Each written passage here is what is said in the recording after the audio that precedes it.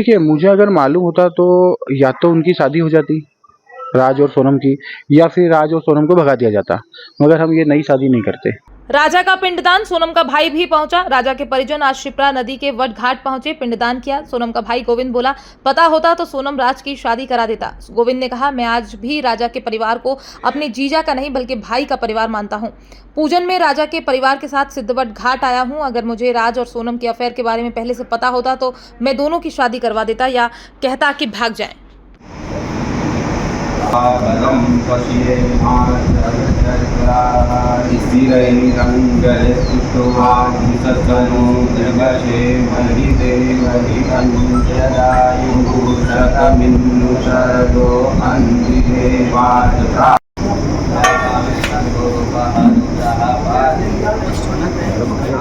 आज राजा रघुवंशी का 10वें का कार्यक्रम था, पिंडदान वगैरह का कार्यक्रम था। तो हम फैमिली के राजा जी के यहाँ से 4-5 जने और मैं आया हुआ हूँ कि पिंडदान करना है। हाँ, मुझे पता है, जो कि आप लोगों के थ्रू ही पता चल रहा है मुझे कोई गवर्नमेंट या पुलिस मुझे नहीं बता पा रही है। तो मुझे पता है कि ये आरोप वगैरह लगे हैं और उसने अगर ये हरकत करी है तो उसको सज़ा मिलना चाहिए। देखिए, मुझे अगर मालूम होता तो या तो उनकी शादी हो जाती राज और सोनम की, या फिर राज और सोनम को भगा दिया जाता, मगर हम ये नई शादी नहीं करते। हम रघुवंशी समाज में हैं, हम रघुवंशी फैमिली से हैं, तो हमारे यहाँ ऐसा कुछ चलता नहीं है और हम इन चीज़ों से काफ़ी बचते हैं। तो हम ऐसा करते ही नहीं, अगर 1% भी पता होता तो। देखिए, शक नहीं था, जैसे काफ़ी लोग ऐसा बोलते हैं ये दोनों इतनी बात करते हैं वगैरह वगैरह, तो हमारे यहाँ रिकॉर्डिंग वगैरह सब चीज़ें होती है, कॉलिंग की, जो भी आपस में भी बातचीत करते हैं, ये कॉलिंग का डाटा हमने देख रखा है ऑलरेडी।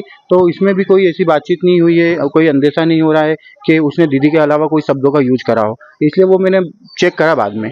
देखिए, ये चीज़ें तो अब वो क्या है ना, पुलिस पूछ रही है, इसका तो मुझे कोई अंदेशा नहीं है कि वो क्या, अब उनकी आगे की प्लानिंग क्या थी, मुझे तो अभी ये प्लानिंग का नहीं पता था, तो आगे की प्लानिंग कैसे बता। नहीं, घर वालों की तरफ से नहीं था। देखिए, वो इतनी आज़ाद थी कि वो सब चीज़ें बता भी सकती थी और वो चीज़ें कर भी सकती थी, हमें बताती, हमें मतलब हम उसके फैसले के अगेंस्ट नहीं कर सकते थे, क्योंकि मैंने जैसे कि बताया कि वो जिद्दी भी थी और गुस्सैल भी थी, तो हम उसके फैसले के अगेंस्ट नहीं जा सकते थे। कहाँ तक पढ़ी हुई थी वो बीकॉम कंप्लीट था उसका। कहाँ, इंदौर से? इंदौर से। अब आप क्या करेंगे, सोनम का साथ देंगे या राजा के परिवार? नहीं, मैं तो देखिए, मैंने रिश्तेदारी जोड़ी थी परिवार से, तो मैं तो एक परिवार का ही साथ दूंगा, क्योंकि एक उसने गलती करी है तो उसे सजा मिलना चाहिए। आज क्या आप राजा के भाई बनकर पूजा अर्चना करने आए? देखिए, मैं तो राजा की फैमिली के साथ ही आया हूँ पूजा अर्चना करने के लिए। अब मैं तो आज भी उनको मतलब मेरे जियाजी लगना चाहिए, मगर मैं पूरे परिवार को आज भी भैया, सचिन भैया, विपिन भैया, राजा भैया ही बोलता हूँ। और मेरे को मतलब ये रटा हुआ है, मेरे को ऐसा मतलब एक रिलेशन जियाजी का है, मगर मैं इनको मानता हूँ। 2 दिन परिवार की क्या प्रतिक्रिया है इसमें? आपका परिवार जो माँ है वहाँ पे, देखिए, माँ बाप को जब पता चला कि ये चीज़ें ऐसे सामने आती जा रही है और इसमें अपने बच्चे की गलती है, तो परिवार की यही प्रतिक्रिया है। मेरे को पहला फ़ोन आ गया था कि अगर ये चीज़ें प्रूव होती है तो उसको वहीं पे छोड़ के आ जाना, अपने लिए वो भी मर चुकी है। नहीं, देखिए मैंने परिवार से रिश्ता जोड़ा था, मुझे अब वो जो भी करते, मारते, गुस्सा होते, नाराज़ होते, वो जो भी करते, मगर मैं ज़रूर जाना चाहता था, एक बार मिलना चाहता था कि देखिए मेरे परिवार का हिस्सा था, सोनम भी मेरे परिवार का हिस्सा था, तो मैं एक बार माफ़ी मांगना चाहता, मगर परिवार मेरे को ज़्यादा फिर भी मेरे को उनने प्यार करा, सब चीज़ें करी, तो मुझे और ज़्यादा अच्छा लगा और मैं उसी चीज़ की।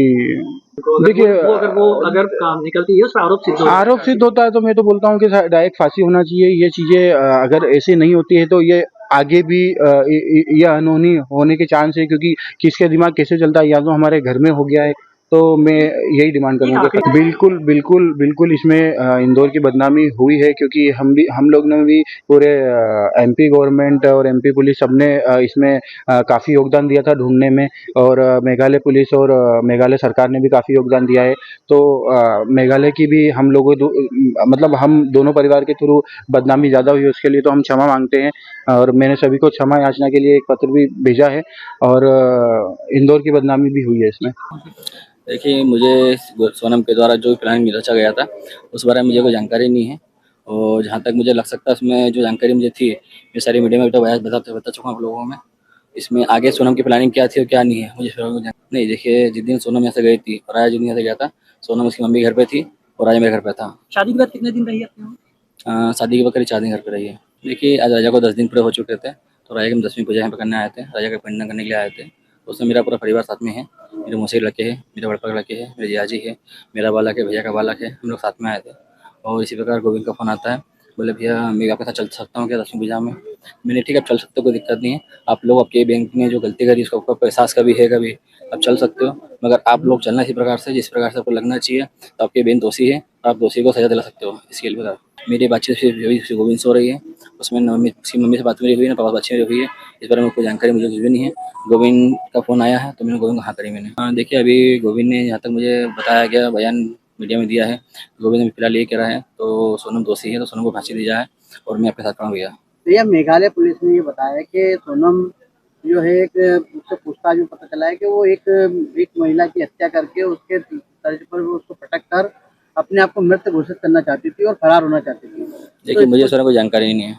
परिवार में कहीं भी किसी भी जगह पर हो, कोई भी घटना हो, मृत्यु उपरांत का कर्म हमारी सनातन धर्म संस्कृति के अनुसार होता है।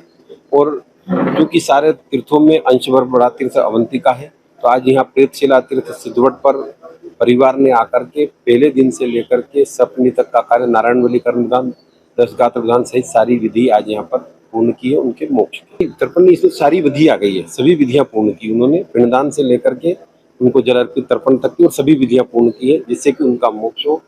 और जो भी कहीं किसी से पारिवारिक त्रुटि हुई उसके लिए क्षमा याचना भी सभी लोगों ने